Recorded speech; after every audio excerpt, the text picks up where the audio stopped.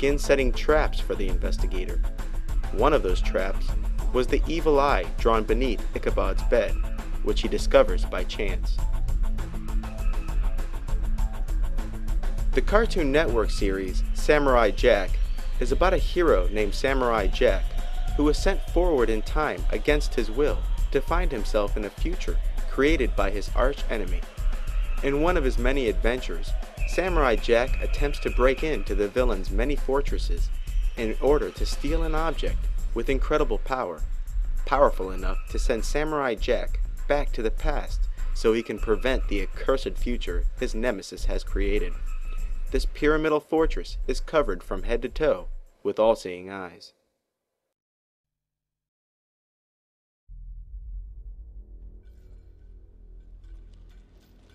Obviously, the all-seeing eye being repeatedly associated with the villain is consistent with modern-day Satanists, who have equated the eye with Satan. Even though this is the most common use of the symbol, some movies depict the all-seeing eye in the context of Egyptian mythology, where the eye was a superweapon, or the mark of divinity, bore by the chosen one. Yu-Gi-Oh! The Pyramid of Light is a kids' movie with a rather ridiculous premise, where people duel each other with monsters evoked from playing cards. In the cartoon, powerful and evil spirits have been locked away in a series of pieces called the Millennium Items.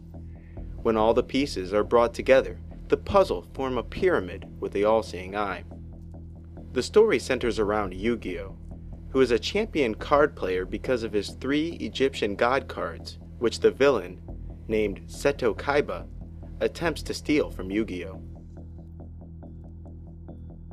During the duel between Yu-Gi-Oh! And Seto, the Egyptian god of the dead, Anubis, is released from his prison within the pyramid. He then becomes the bearer of the mighty weapon himself. After a drawn-out battle, Anubis is predictably defeated by the story's hero, Yu-Gi-Oh! The all-seeing eye and pyramid are seen so many times in the film, they hardly have a single context aside from being the emblems of a superweapon. Tomb Raider is about a woman named Lara Croft, played by Angelina Jolie, who learns that her late father has left her the key to half of a superweapon called the Triangle of Light. The Triangle of Light is a weapon that was split into 2 pieces long ago and offers its bearer the awesome ability to control time. The main villain, Manfred Powell, is working hard for a group called the Illuminati so that the 2 halves of the triangle may be brought back together during a momentous celestial alignment. Right before the Illuminati succeed in gaining the power of God by bringing together the 2 halves, they are betrayed by Manfred Powell, who himself attempts to bring the 2 pieces of the triangle together. Lara Croft foils his plan and destroys the Triangle of Light so that it could never again endanger the world. In Tomb Raider, the all-seeing eye is both the insignia of the Illuminati and the superweapon they pursue. The secret society known as the Illuminati, devious, dangerous men who seek to fulfill an ancient prophecy by reuniting the 2 halves. In The Mummy Returns, a Tomb Raider of sorts named Rick, played by Brendan Fraser, discovers that a cult intends on resurrecting an ancient army using a bracelet belonging to the Egyptian god Anubis. The cult intends on unleashing and commandeering the army of Anubis. During the movie, a tattoo with the all-seeing eye and pyramid is seen on Rick's arm, and he is later told that this is a symbol of a chosen one, a warrior for God. The prophecy regarding the divine mark reveals itself to be true as Rick strikes the final blow that sends the army of Anubis back to the underworld. The Man Who Would Be King is about 2 Englishmen who, after being declared criminals by the British Empire, conjure a plan to travel to a far-off and primitive land in the hope that they could arrive and rule the primitive population. The all-seeing eye is first seen on a charm together with the Masonic compass. This Masonic charm, which they first tried to steal, was eventually given to them. When they arrive to the primitive land of Kafiristan, The charm is spotted by the locals and acknowledged as a divine emblem that catapults one of the movie's main characters, Danny, into instant rulership. Disaster begins to befall Danny's kingdom, and soon the native holy men turn against Danny and his rulership. They're masons. By the square, by the level, by the plumb rule, by the compasses, and by the all-seeing eye. The craft, Danny, the craft. Similar to The Man Who Would Be King, Stargate is about a guy named Danny who was given a charm adorned with the all-seeing eye.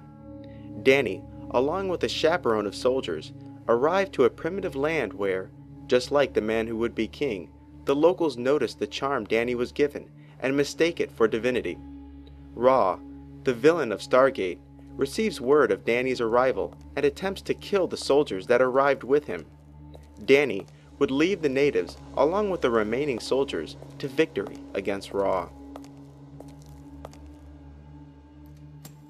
The 2009 movie, Men Who Stare at Goats, is about a disbanded group of psychic warriors who once worked for the army, but whose unit was later decommissioned. These psychic soldiers call themselves the Jedi and hold the all-seeing eye and pyramid as their insignia. The villain of the movie, who was once a former member of the Jedi, has revived the disbanded army battalion and plans to use it for more nefarious purposes. Predictably, the good remaining Jedi foil the plot of their old colleague and expose his activities to the world. The movie was obviously borrowing from George Lucas's Jedi, but even George Lucas was borrowing the concept of the Jedi. Jedi comes from the word Dijedi. Dijed meaning spinal column, and Dijedi was the name of mystic priests in ancient Egypt who practiced alchemical magic to give themselves new powers. Then there's Master of Disguise, a movie so bad only a masochist could enjoy it. The film, which is obnoxious beyond all reckoning, centers around a character named Pistachio, who comes from a family line of superheroes who are able to disguise themselves as the person of their choice. In the movie, Pistachio's father is kidnapped and forced to use his powers to do the bidding of the movie's villain, a character with the not-so-subtle name of Devlin. Being generous, I'll spare you the details of Pistachio's mentally handicapped quest to locate and free his enslaved father, and simply remark that the all-seeing eye is used as a symbol of Pistachio's bloodline. Pick of Destiny is about an aspiring rock musician named JB, who learns that all the best rock musicians of the past used the same guitar pick, which had been fashioned from the tooth of the devil by a powerful magician ages ago. He eventually obtains the Pick of Destiny in the Rock and Roll Museum, and by the end does battle with the devil in a rock-out contest. The all-seeing eye is seen on Jack Black's t-shirt and on the headband of Jack's mentor, another band member named KG. Mystery Men is about a group of disorganized wannabe superheroes who realize that it is up to them to save Champion City from a crime wave perpetrated by the movie's disco-obsessed villain, Casanova Frankenstein. After recruiting more members to the superhero franchise, they still find themselves without leadership. The Mystery Men find leadership in a Yoda-like character named the Sphinx. The Sphinx trains and mentors the group until they are ready for the final showdown with the forces of Casanova Frankenstein. The all-seeing eye is spotted on the garment of the group's mentor in the moments leading up to the final battle with Casanova. In the movie Van Helsing, the famous vampire hunter Van Helsing is out to save a town in Eastern Europe from the clutches of Dracula,